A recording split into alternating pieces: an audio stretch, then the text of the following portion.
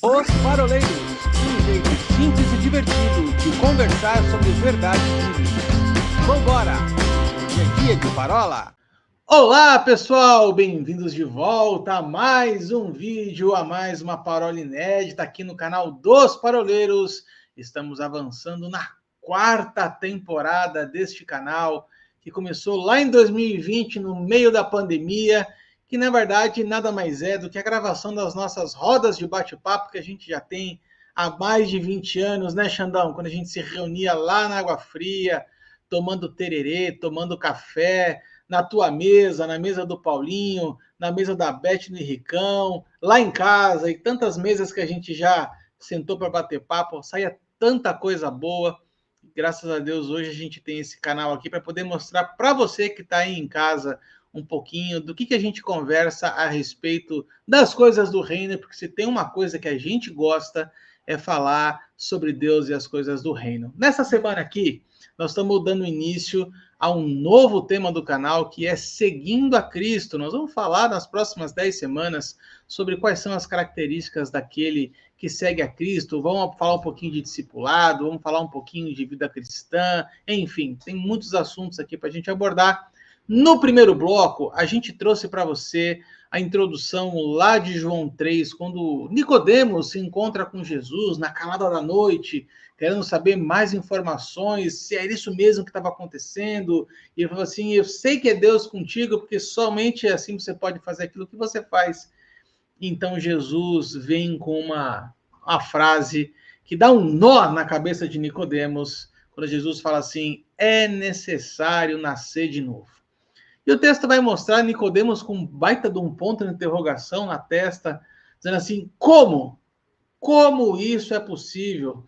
E Jesus fala assim: você é mestre da lei e não consegue entender uma coisa dessa. Isso não é um privilégio de Nicodemos, né, queridos? A gente já vê ao longo da história, nós já temos aqui, todos nós, bastante tempo de conversão. O Wilsinho é o que tem menos tempo de conversão, tem pelo menos 20 anos aí de conversão, né? E a gente percebe quando a gente conversa com as pessoas nas ruas, enquanto nós somos parados, na fila da padaria, na fila do correio, né? Na fila do banco, enquanto... Ô, Xandão, você ainda fica na fila do banco pagando boleto, Xandão? Você é desses ainda ou não? Não, cara, eu sou moderno, meu irmão. Eu uso aplicativos de bancos agora. Eu, Comecei esse ano, mas já sou moderno. eu lembro de uma coisa, cara. Eu fiz essa pergunta para você em tom de brincadeira. Eu lembro quando eu era criança e eu ia com meu avô no banco e ele era cliente do antigo Banespa em São Paulo, ali na Avenida Tucuruvi, com a Nova Cantareira. E ele chegava na porta do Banespa às 7 horas da manhã e eu falava assim: vô, por que você chega tão cedo no banco? Ele falou assim: quanto mais cedo eu chego aqui, eu não fico mais tempo esperando na fila. E eu perguntei para ele assim: mas se você chegar às 10 horas, quanto tempo mais ou menos você vai ficar esperando? E falava assim: se eu chegar aqui às 10 horas, eu fico uns 50 minutos esperando. Aí eu pensei comigo: vale muito mais a pena ficar 3 horas antes do que 50 minutos depois, né? Mas pelo menos assim, as rodas de bate-papo que ele tinha na fila do banco eram sensacionais. Eu tenho grandes memórias disso. Bom, vamos voltar aqui para o tema da parola, que é o que interessa de verdade. E aí eu estava pensando com vocês aqui sobre por que é tão difícil para o mundo, não só nos dias de hoje, mas desde a época de Nicodemos, por que é tão difícil para as pessoas entenderem o que significa nascer de novo, Chan? A dificuldade, na realidade, a gente vê que a maior dificuldade é das pessoas quererem ouvir o Evangelho, né? Porque o Evangelho, ele é a única religião, se a gente pode dizer assim, que exige do ser humano uma mudança. E para você nascer de novo, como a gente falou no bloco passado, você vai ter que abandonar a tua maneira de viver, né? Você vai se converter ao cristianismo, ao Senhor. E qual que é a ideia das pessoas hoje, né? Que é algo que é chato, que é ruim, eu vou ter que largar isso, vou ter que parar aquilo. Então, existem vários bloqueios, né? Mas nós sabemos que pela unção, pelo poder da palavra, esses bloqueios eles são quebrados. Então, eu entendo que hoje nós... E vou ser sincero para vocês, hoje eu estava pensando como está difícil da gente ver grandes conversões como antigamente. Não sei se vocês pensam nisso, naquilo que as pessoas aceitavam a Jesus e de repente largavam tudo e mudava completamente a vida delas, né? Então aí eu creio que existe o lado da igreja, mas das pessoas entenderem que não é só, agora eu só frequento a igreja, agora no domingo eu estou lá, né, para fazer a minha parte, né? Eu já ouvi muitas pessoas assim, eu cumpri minha parte, né? E aí não se entregam totalmente. Então, para entender esse nascer de novo, talvez acho que a melhor frase seria essa, se entregar, né? As pessoas se entregarem totalmente, então tá bom, né? Que nem Isaías, ele se entregou totalmente quando teve encontro. Se as pessoas não se entregarem totalmente, vai ficar cada vez mais difícil mesmo de entenderem que estão perdendo talvez o melhor dessa terra, né? Não é só no porvir, já estão perdendo o melhor de viver com Deus nessa terra. Então, a dificuldade, eu creio que é a do ser humano, dele poder assim entregar. Acabou, deixei para trás, aceitei a Jesus, e como é que é daqui para frente? E buscar isso, né? Buscar essa mudança e aceitar essa mudança que Jesus exige.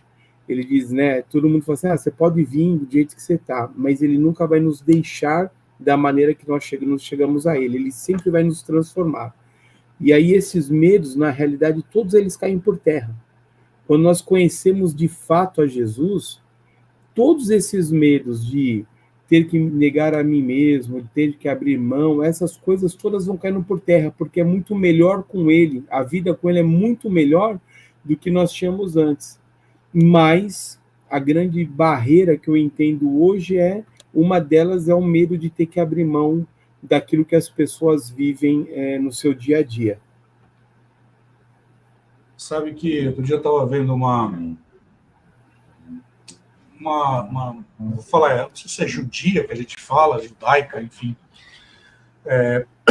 E ela estava explicando o que significa falar o nome do Senhor em vão, né? E no original, falar o nome do Senhor em vão significa carregar o nome do Senhor, né, de forma errada, de forma indevida, né? E lendo aqui Paulo escrevendo aos Romanos, para depois o Paulinho falar que a gente não está lendo Bíblia aqui, Paulo escrevendo aos Romanos, no capítulo 10, no verso 14, diz assim, como, porém, invocarão aquele em quem não creram? E como crerão naquele de quem nada ouviram? E como ouvirão se não há quem pregue? E como pregarão se não forem enviados?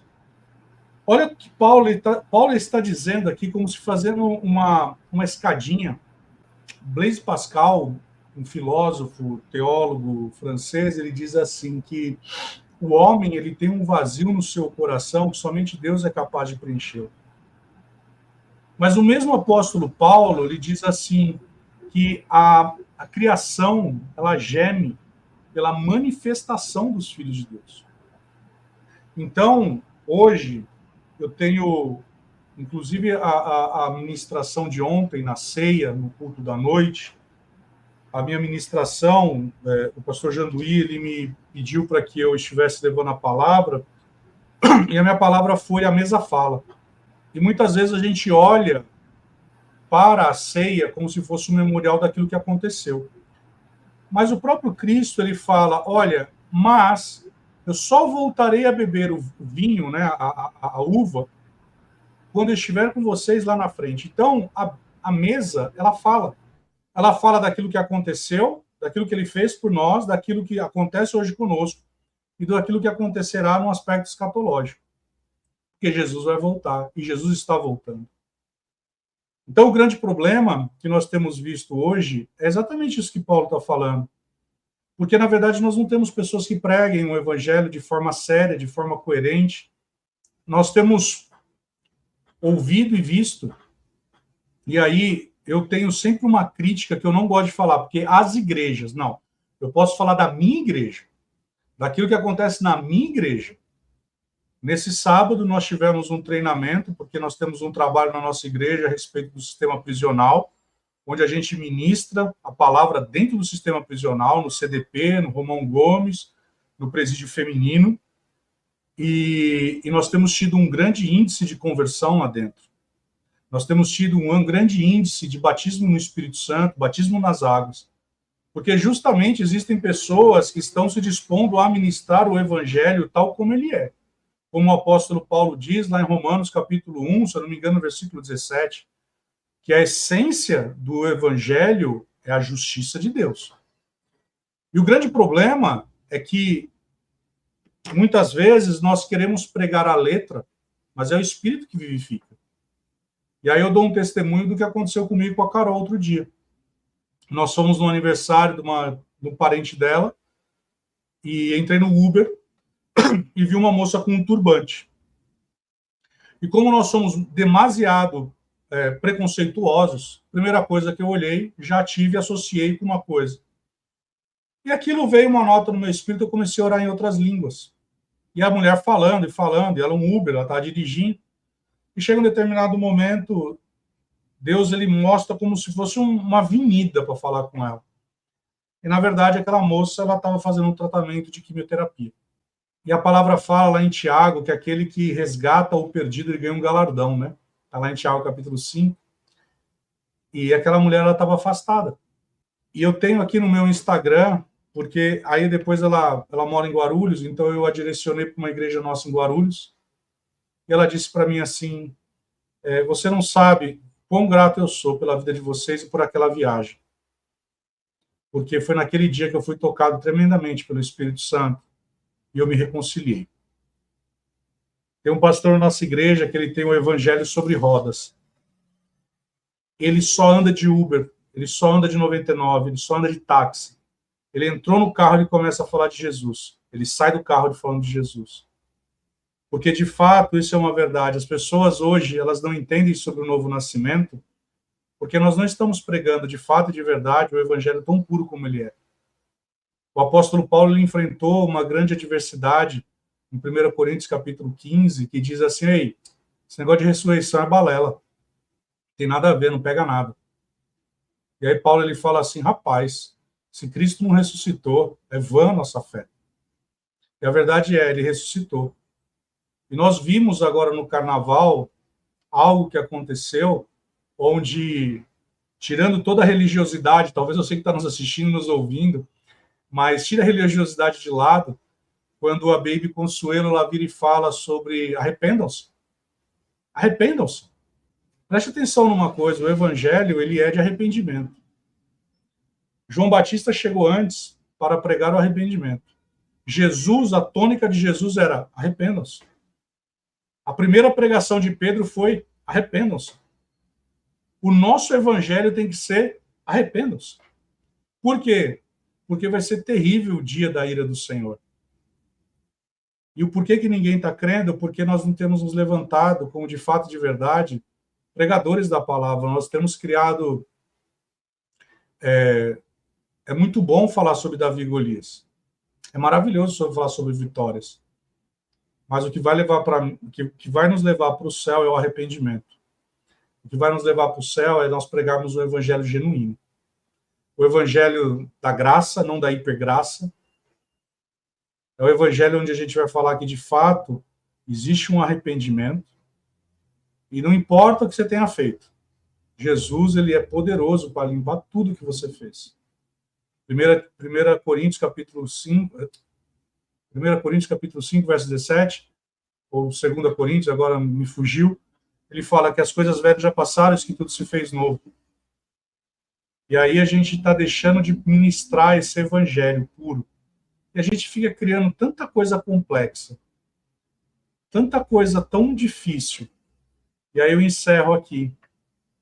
Essa moça que eu dei o testemunho, ela hoje, na semana passada tivemos uma aula demonstrativa de um curso que nós temos na nossa igreja, e ela me mostrou os livros, e ela toda feliz, porque ela já se matriculou. Apenas e tão somente porque um homem se dispôs a ouvir a voz do Espírito e falar a respeito. Então, veja, nós temos que estar sensíveis a isso que Paulo está falando. Porque muitas vezes as pessoas não estão compreendendo, porque nós não estamos falando do Evangelho. Nós estamos falando de retóricas, nós estamos falando sobre preconceitos, nós estamos falando de um monte de coisa. E aí, muitas vezes, nós estamos pegando, e eu falei isso aí outro dia, lá na nossa igreja. O maior erro nosso é nós pegarmos um texto que Paulo escreve, e ele está escrevendo para uma igreja. Ele fala que os sodomitas não herdarão o reino, que os efeminados não herdarão o reino, que fulano não herdará o reino. E aí a gente pega esse texto que Paulo está escrevendo para a igreja, e a gente quer pregar para o mundo. Esse texto. Só que Jesus, ele não pregou esse texto. Jesus, ele pregou o amor. E aí, como o Xandão mesmo disse, você virá do jeito que você está, mas é pelo lavar da palavra que você vai ser transformado.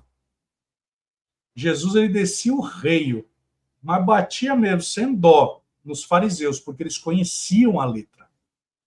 Mas para aquela mulher que foi pega em adultério, para aquela mulher que ela foi pego com 6 maridos, aquela mulher sírio-fenícia, ele simplesmente, a mulher do fluxo de sangue, a mulher corcunda, Maria Madalena, você não vai ver Jesus descendo o reio. Jesus, ele apresenta o amor de Deus, que Romanos capítulo 5 vai dizer que foi derramado sobre nós.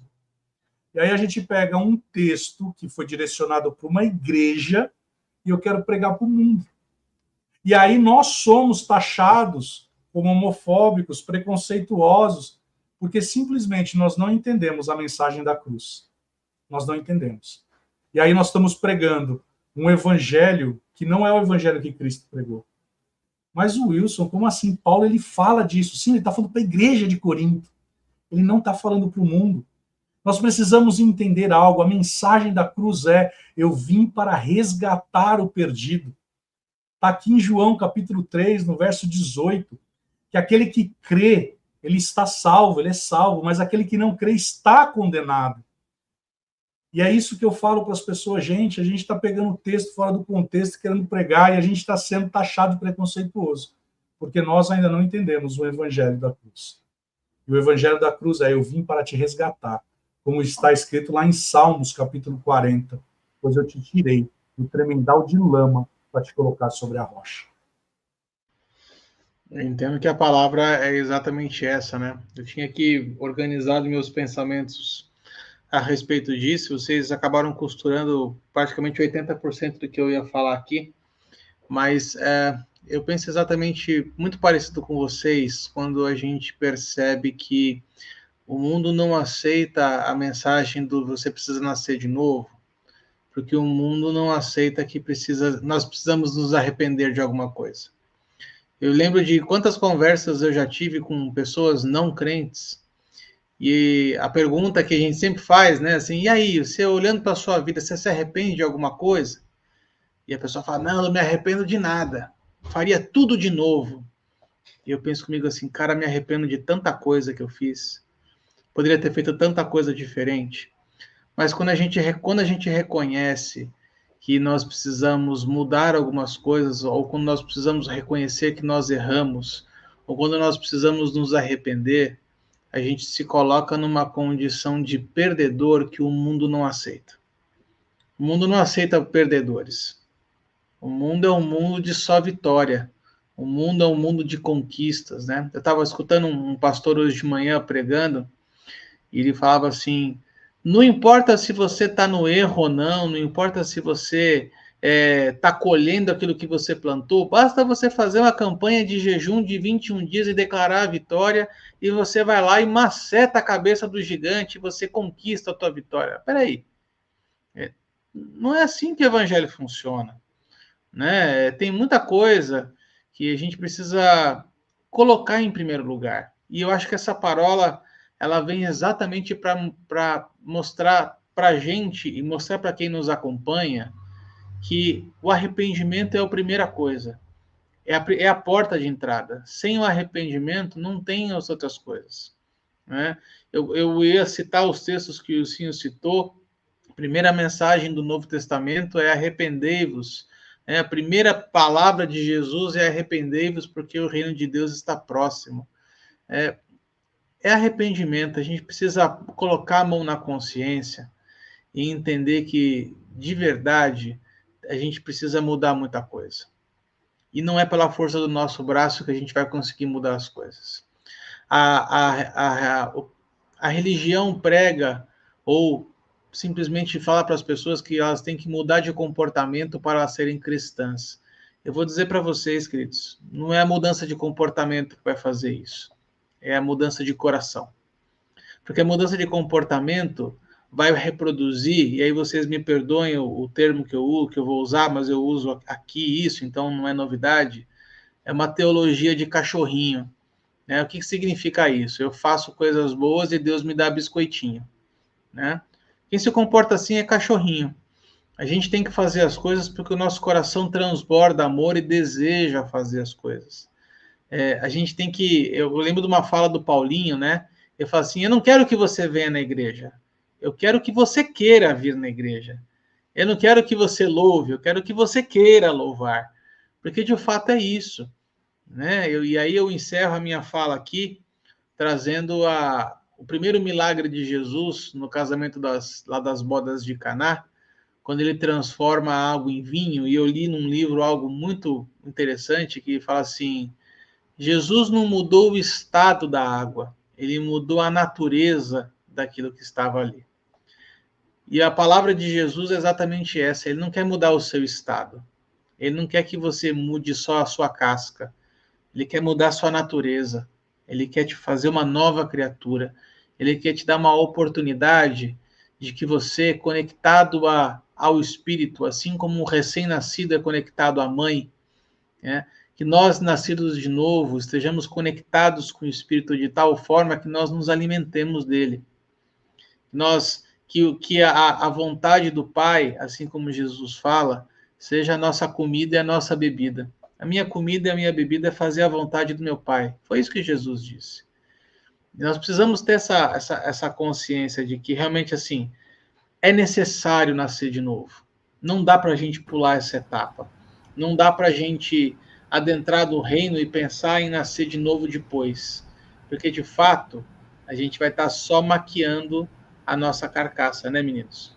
Exatamente. Isso é um princípio elementar lá de Hebreus capítulo 6, né, quando vai dizer sobre os princípios elementares, arrependimento de obras mortas. Só para completar, queria falar duas coisas. Uma de um texto que eu gosto muito, que está em 1 Pedro 2,11. Ele diz assim, amados, exorto-vos como a peregrinos e estrangeiros a vos absterdes das paixões da carne que batalham contra a vossa alma. Seja exemplar o vosso comportamento entre os gentios, para que naquilo que falam mal de vós, como se fosseis pessoas que vivem praticando o que é mal, ao observarem as vossas boas obras, glorifiquem a Deus no dia que receberem a sua revelação. Em alguns textos vai dizer a sua visitação. Então, acho que o que cabe a nós é viver de uma maneira exemplar no Evangelho, mas não porque eu sou uma pessoa boa, não, porque nós buscamos a Deus e entendemos que nós precisamos da graça dele e que houve essa transformação em nós. E que aí, aonde nós passarmos, mesmo que as pessoas levantem mau testemunhos, levantando mentiras a nosso respeito, eles podem falar que nós estamos fazendo coisas erradas, mas ao observar a nossa conduta, eles possam glorificar a Deus no dia da visitação. Por isso a importância de termos um bom testemunho, porque uma hora essas pessoas serão visitadas por Deus, e quando forem visitadas, elas vão lembrar daqueles crentes que passaram na vida delas. E a segunda coisa é, não desassocie a água do Espírito. Jesus diz, é necessário nascer dos dois.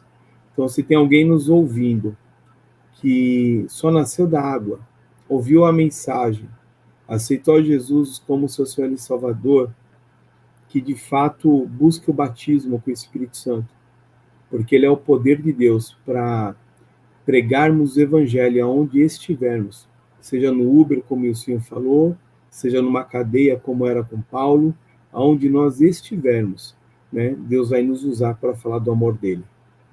Aleluia! Amém. Então, chegamos ao final da parola número 181, a primeira dentro do novo tema Seguindo a Cristo, e nessa semana nós falamos a respeito de nascendo de novo. Semana que vem estaremos de volta com mais uma nova roda de parola dentro desse tema. E ó, grande novidade aqui na tela, ó. Agora os paroleiros tem um site, sim, osparoleiros.com.br. Lá você vai encontrar todos os 36 temas que nós já temos gravados desde 2020. São mais de 180 horas de conteúdo bíblico para você. E além de você ficar por dentro de todas as parolas, você vai encontrar também lá os nossos livros e o nosso primeiro curso online, que vai ser o lançamento amanhã, sexta-feira, dia 8 de março, às 8 horas da noite, ao vivo, aqui no YouTube dos Paroleiros. Não fique de fora, semana que vem estaremos de volta, se Deus quiser. Um grande abraço. Tchau, tchau.